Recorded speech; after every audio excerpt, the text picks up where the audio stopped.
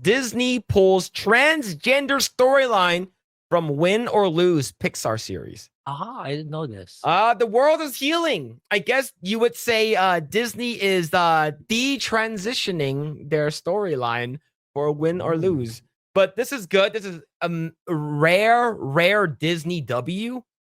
And you love to see it. I think ever since Trump got Trump won, a lot of the woke shit they're still working on, they might scrap it. I don't know. What do you think, man?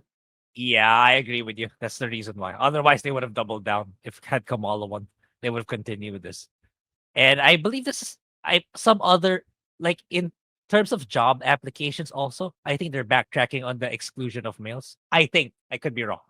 But I think I read it somewhere that it's the same thing. So yeah, the world is healing, and maybe like since Bob Iger's only around until 2026, it's like, okay, I'll do my best to try to salvage my reputation. I think that's what it is.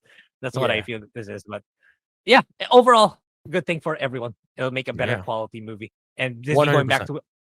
to a family friendly brand rather than a progressive one. Yep. See, Pixar's new animated series Win or Lose, set for a 2025 premiere on D+, will no longer include a transgender storyline. Disney has eliminated a few lines of dialogue from an episode that represents a character's gender identity, we've learned.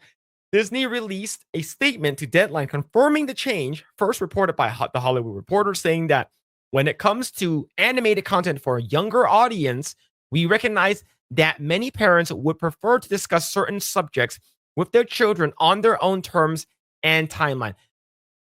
It was always about this, right? In America, whenever we take sex ed, even as like a young, like I believe I was in 5th grade or 6th grade, we learn about like puberty. You have to get consent forms signed by your parents saying that are you okay with the school teaching your kid this? My dad didn't give a fuck, so he's like, sure, why not? But there were at least 2 or 3 students that was pulled from the classes because their parents said, we don't want the school teaching them, we want to teach them. And it's understandable. Ultimately, it should be the parents the one decide whether or not you want to, indoctrinate or teach or groom or whatever you want to call it, your kids on what happens in the world. But you do need to prepare them because there are transgender people out there. There are gay and lesbian people out there. And maybe their parents don't want that to be taught to their kids through a TV series or a movie. I think that's really, really important. And finally, but is this too little too late though? It depends on how far this is just me, how far they backtrack on this and the sincerity of really wanting to go back to where they originally were.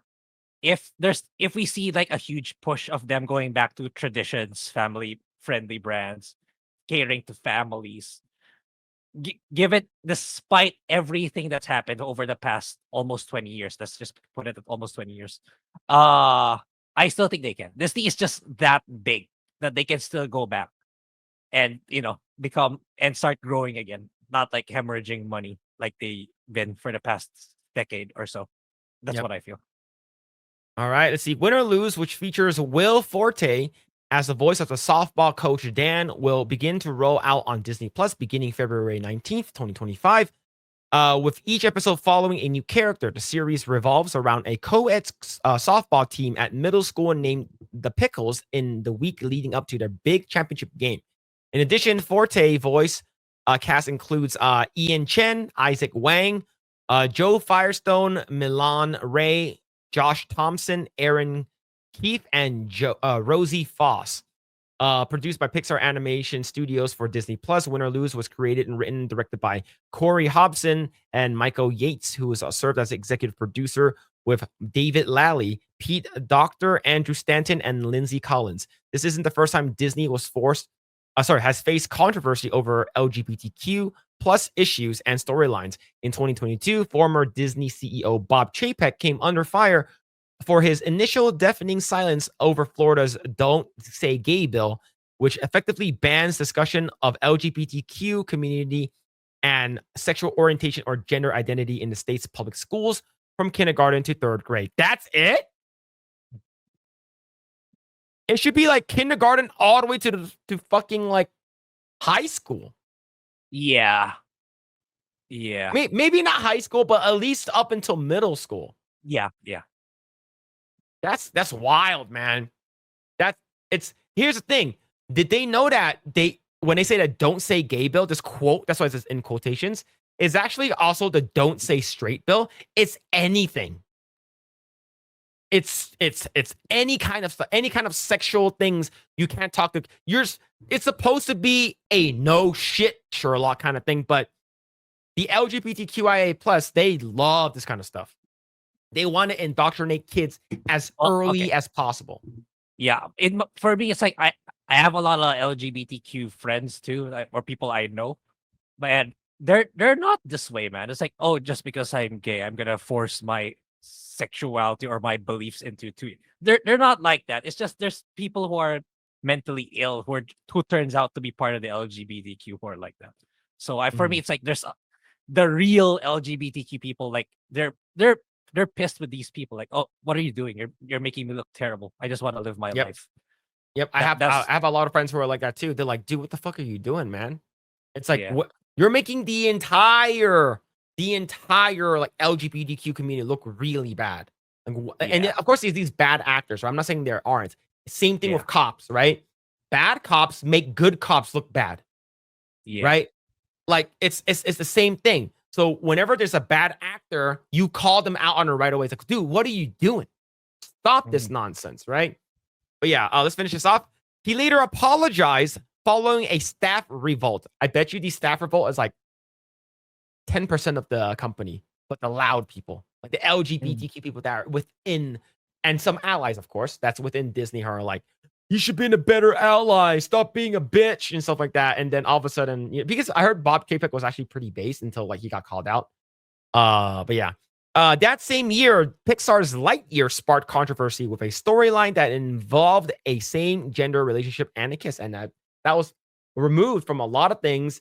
And I believe it lost a lot of money. Lost a crap ton of money. But yeah, this is huge. I'm glad they're moving forward with this. Is because they should keep this kind of garbage away from kids. Yeah, that's always the first step. And like I said earlier, they have to go all in if they want to win back their reputation again. They have to go all in. It's like it can't be half as, oh, it's only for this movie. Oh, it's only for that movie. But after the Snow White movie, we're still gonna push with it. Yeah, that's people are not gonna, apologies shouldn't be half-assed. You have to go all in. Then you get, for me, maybe there's still hope for Disney. What's this here? Don't say Phil Chan Bill.